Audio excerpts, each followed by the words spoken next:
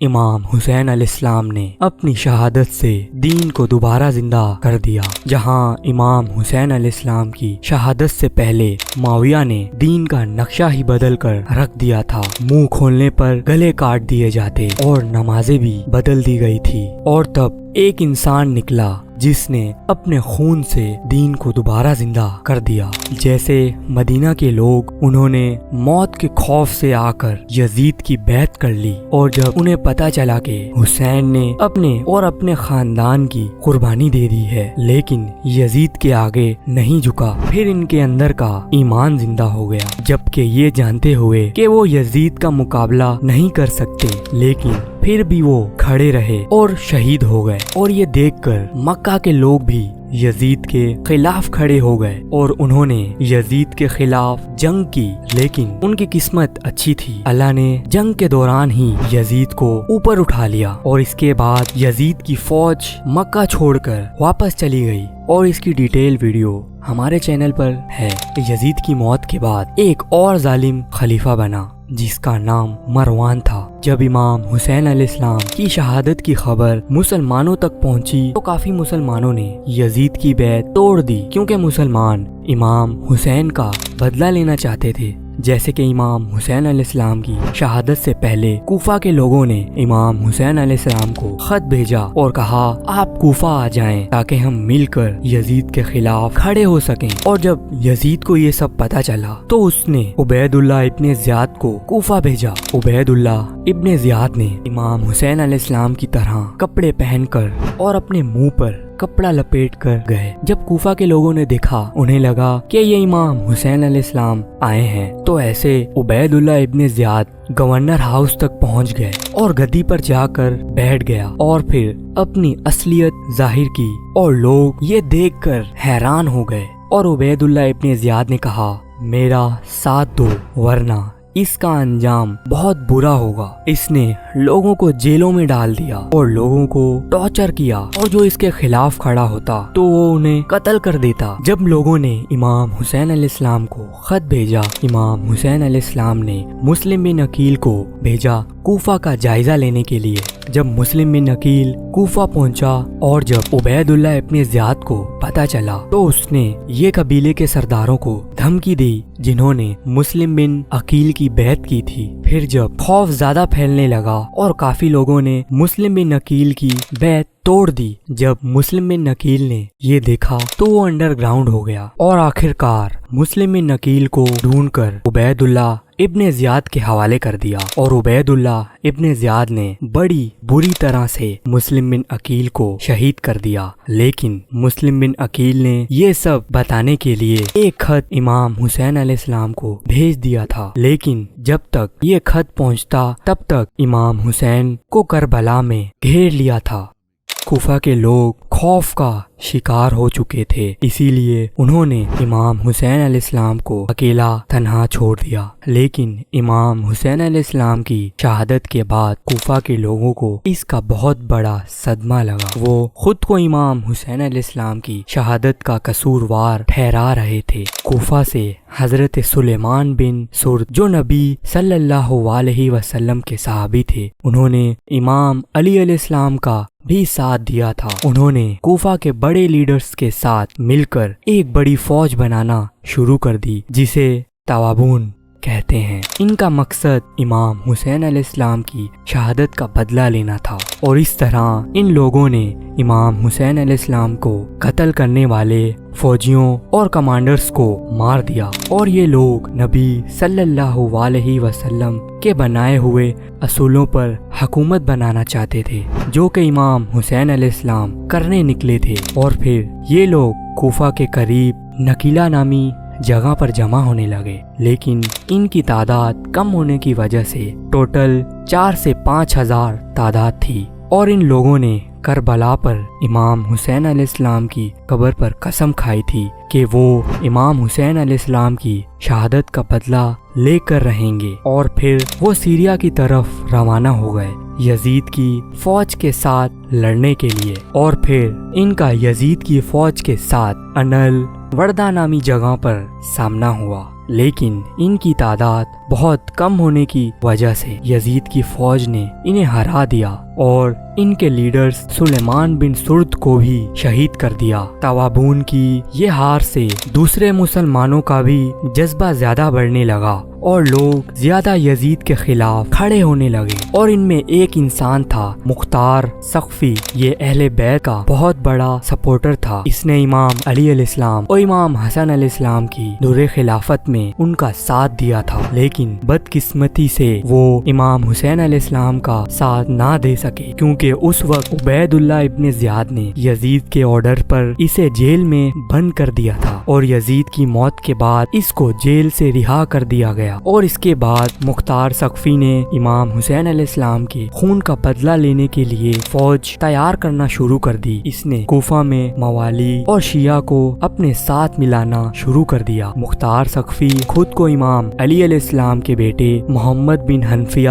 کا سکسیسر کہتے تھے، اور اسی وجہ سے کوفہ کے کافی لوگ ساتھ آنے لگے، اور اسی طرح مختار نے ایک فوج تیار کر لی جس کا مقصد امام حسین علیہ السلام کے قاتلوں سے بدلہ لینا تھا۔ مختار ثقفی اپنی فوج کے ساتھ کوفہ پر عبید اللہ ابن زیاد کا کنٹرول حاصل کرنے کی کوشش کی۔ مختار اپنی فوج کے ساتھ دریائے خضر کے پاس پہنچ گیا، اور اس کی فوج کا کمانڈر ابراہیم بن اشتر تھا، جو مالک اشتر کے بیٹے تھے۔ مالک اشتر امام علی علیہ السلام کے قریبی ساتھی تھے اور کمانڈرز بھی تھے۔ اور پھر عبید اللہ ابن زیاد نے بھی ایک بڑی فوج مختار ثقفی کے خلاف بھیجی، جن کے پاس ایڈوانس اسلحہ اور تعداد میں بھی بہت زیادہ تھے، اور اس کے بعد مختار کی فوج بہادری کے ساتھ لڑی، عبید اللہ ابن زیاد کو شکست دے دی۔ اس کے بعد مختار ثقفی نے عبید اللہ ابن زیاد اور اس کے کافی ساتھیوں کو قتل کیا۔ امام حسین علیہ السلام کے قاتلوں میں شامل تھے جیسے کہ شمر اور عمر بن سعد۔ اس جنگ کے بعد مختار نے کوفہ کو اپنے کنٹرول میں لے لیا، اور دوسری طرف مکہ میں عبداللہ بن زبیر نے خود کو خلیفہ اناؤنس کر دیا تھا، اور اس کی حکومت بھی عراق اور کوفہ میں پھیل رہی تھی۔ اور جب مختار کو یہ پتا چلا تو اس نے عبداللہ بن زبیر کے ساتھ ہاتھ ملانے کی کوشش کی اور اس کو اپنی وفاداری کا یقین دلایا، لیکن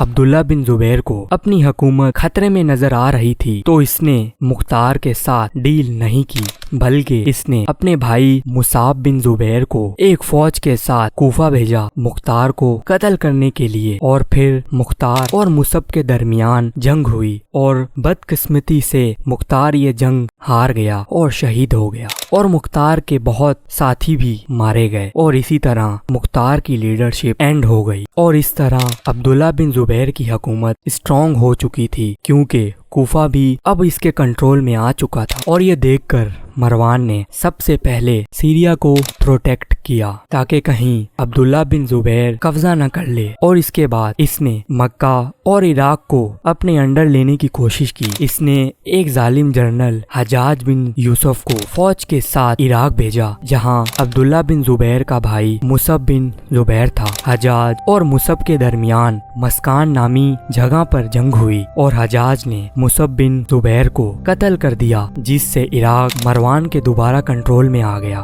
عراق کا کنٹرول کھونے کے بعد عبداللہ بن زبیر کی پوزیشن کافی کمزور ہو چکی تھی، اور اس کا کنٹرول بس حجاز تک ہی رہ گیا۔ اب مروان نے دوبارہ حجاج بن یوسف کو فوج کے ساتھ مکہ کی طرف بھیجا، جہاں عبداللہ بن زبیر تھے۔ حجاج بن یوسف نے مکہ کو سیج کر لیا، اور پچھلی بار کی طرح کیپٹلز یوز کر کے پتھر مارے، اور ان میں ایک پتھر جا کر کعبہ کو لگا، جسے کعبہ کو نقصان پہنچا، لیکن عبداللہ بن زبیر نے تب بھی سرنڈر نہیں کیا، اور کافی دنوں تک مکہ کو سیج کرنے کے بعد عبداللہ بن زبیر کے ساتھ کچھ لوگ ہی رہ گئے، اور آخر عبداللہ بن زبیر کعبہ میں چھپ گیا، لیکن پھر اسے ڈھونڈ کر قتل کر دیا گیا۔ عبداللہ بن زبیر کو قتل کرنے کے بعد مکہ پھر سے ظالم مروان کے کنٹرول میں آ گیا۔ امام حسین علیہ السلام اگر شہید نہ ہوتے، مسلمان کبھی بھی یزید کے خلاف کھڑے نہ ہوتے۔ جیسے امام حسین علیہ السلام کی شہادت سے پہلے کوئی یزید کے خلاف کھڑا نہیں ہوا تھا، امام حسین علیہ السلام اپنی شہادت کے ذریعے وہ کر دکھایا جو لوگ زندہ رہ کر بھی نہ कर सके। आज तक दुनिया में कितने बड़े बड़े बादशाह आए हैं, जैसे कि Alexander the great, Genghis Khan और रेमेसिस, लेकिन इन सब में एक कॉमन बात थी, इनकी मौत हुई तो इनकी हुकूमत भी इनके साथ खत्म हो गई और इनकी मौत इनकी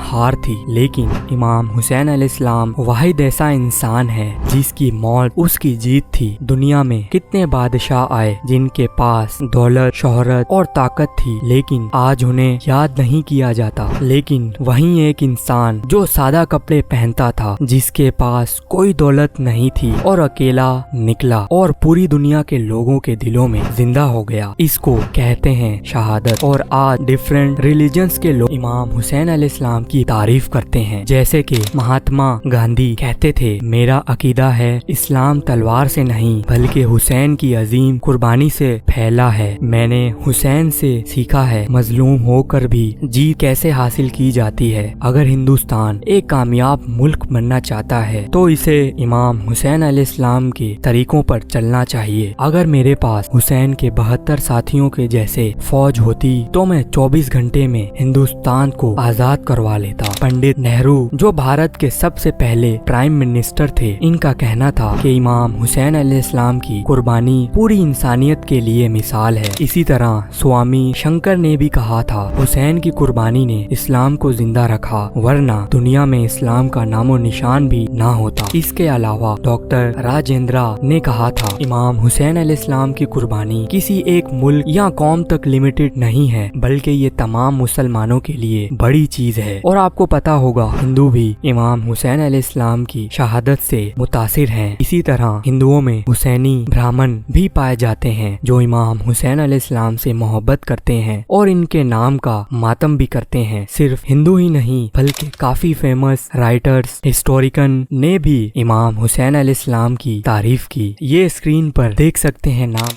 और इनका इस्लाम से कोई ताल्लुक नहीं था, लेकिन उन्होंने भी इमाम हुसैन अलैहिस्सलाम की तारीफ की। लेकिन आज वहाबियों के टुकड़े पर पलने वाले कहते हैं कि इमाम हुसैन अलैहिस्सलाम ने क्या ही किया था।